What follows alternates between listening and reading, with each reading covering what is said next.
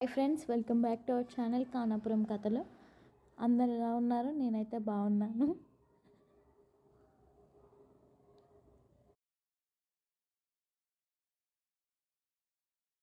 మీ అందరు అడిగినట్టే పార్ట్ 2 అయితే పెడుతున్నాను గైస్.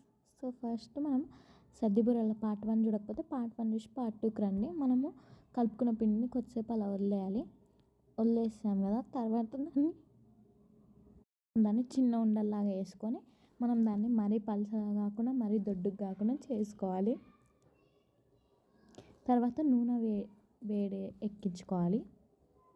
మనం బూరెలు చేసుకునేటప్పుడు నీళ్ళ తడి అద్దుకోవాలి. వేడి నీళ్ళు కాదు, నార్మల్ నీళ్ళ తడి అద్దుకోవాలి. ఇప్పుడు నూనె వేడెక్కిందా లేదా అనే దానికి ఒక చిన్న అప్పని చేసుకొని దాంట్లో వేసుకోవాలి. ఆ వేసుకున్న అప్పని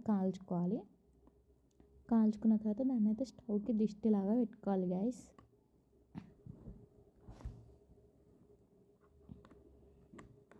ఇప్పుడు నూనె మనకి చాలా వేడెక్కింది కదా, దాన్ని కొంచెం మీడియం ఫ్లేమ్లో వేసుకొని నెక్స్ట్ అప్ వేసుకోవాలి. మనం అప్పని మెల్లగా నూనెలోకి వదులుకోవాలి. కొద్దిసేపు ఒకవైపు కాల్చుకోవాలి, తర్వాత ఇంకో వైపు తిప్పుకోవాలి.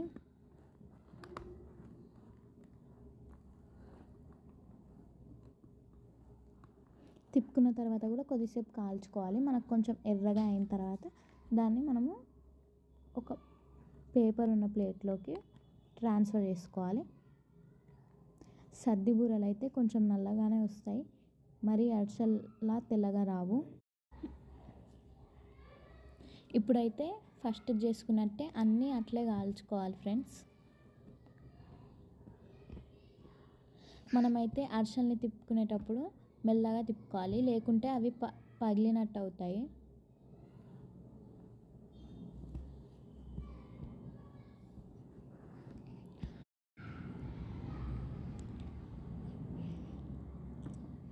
ఇప్పుడు నూనెని అడ్జస్ట్ చేసుకుంటూ మనం అయితే అన్నీ కాల్చుకోవాలి.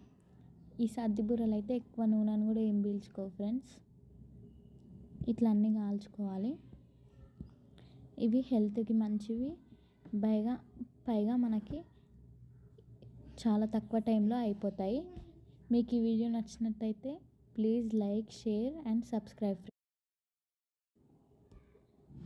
బాయ్ ఫ్రెండ్స్, మళ్ళీ నెక్స్ట్ వీడియోలో కలుసుకుందాం.